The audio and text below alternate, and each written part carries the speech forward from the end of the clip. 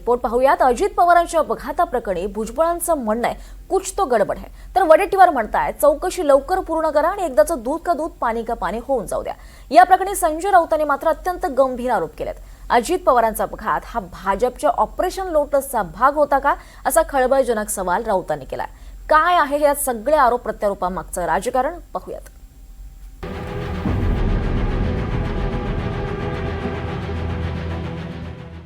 पण महाराष्ट्रामध्ये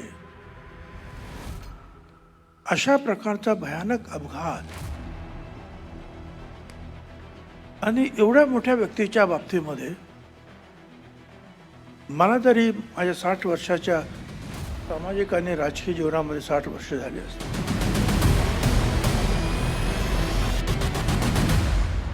कोणी तर असंच ते म्हणतायत की ते अजितदादा अजून जिवंत आहेत।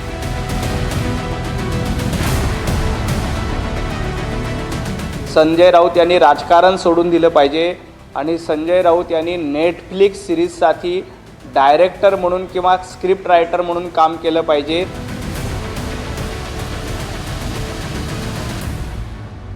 सरळ असलेले विमान हे अचानक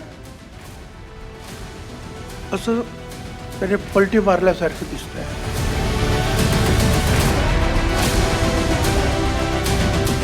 त्यांचा मृत्यू हा अशा एका अपघातामध्ये झालेला आहे की तो नक्की कसा घडला, का घडला, त्याच्या मागचं रहस्य काय आहे हे समजून घेण्याचा अधिकार महाराष्ट्राच्या जनतेला आहे।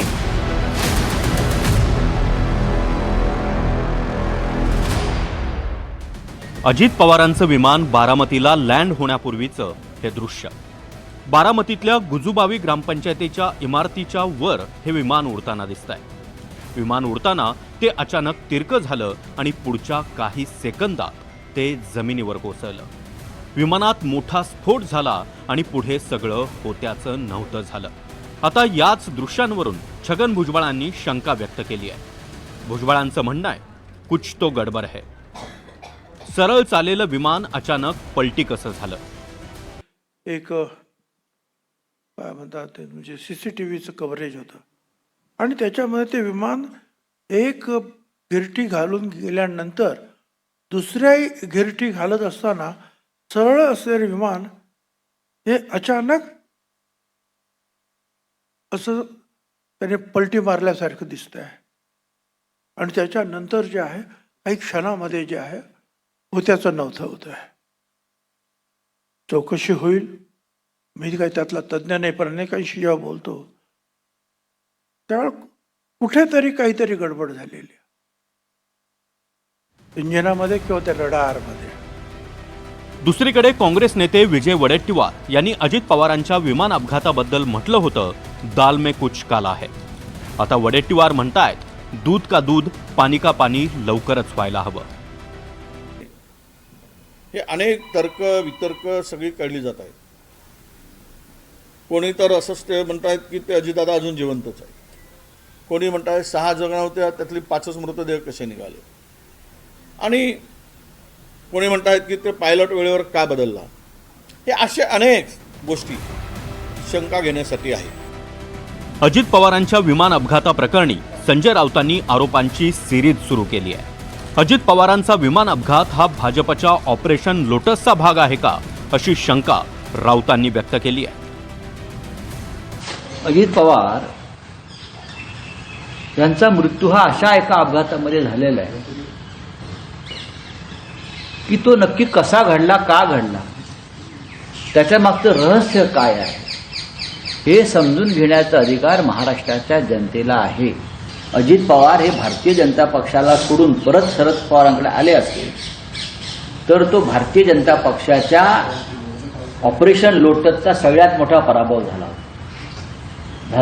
ठरला असता।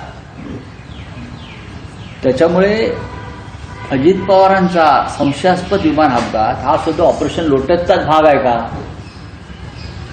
असा लोकांनी प्रश्न विचारलेला आहे। ऑपरेशन लोटसचा भाग आहे का तो? अजित पवार स्वग्रही प्रयत्नासाठी इच्छुक होते असा संजय राऊत दावा करतायत। संजय राऊत, तुमच्याकडे काही पुरावा आहे का? तुमच्याकडे त्याबद्दलची काही माहिती आहे का? सातत्यानं खोटं बोलायचं। अजितदादा स्वगृही परतण्यात इच्छुक नव्हते. उलट इतर काही लोकांना एनडीएच्या घटक पक्षामध्ये समावी करण्यासाठी अजितदादांची इच्छा होती का, हे बघितलं पाहिजे. सातत्यानं खोटं बोलायचं, सातत्यानं खोटा नरेटिव्ह पसरायचा. मुळामध्ये संजय राऊत यांना मला एकच विचारायचं आहे की आपलं आणि अजितदादांचं नेमकं बोलणं कधी झालं होतं? आपल्याकडे त्याबद्दलचा एक तरी पुरावा आहे का? अजित पवारांचा अपघात झाल्याच्या दिवसापासून या अपघाताबद्दल विविध प्रश्न उपस्थित केले जात आहेत. कुणी पायलटच्या क्षमतेवर शंका घेतंय, तर पायलट अचानक का बदलला असाही सवाल केला जातोय. या संदर्भात चौकशी सुरू झाली आहे.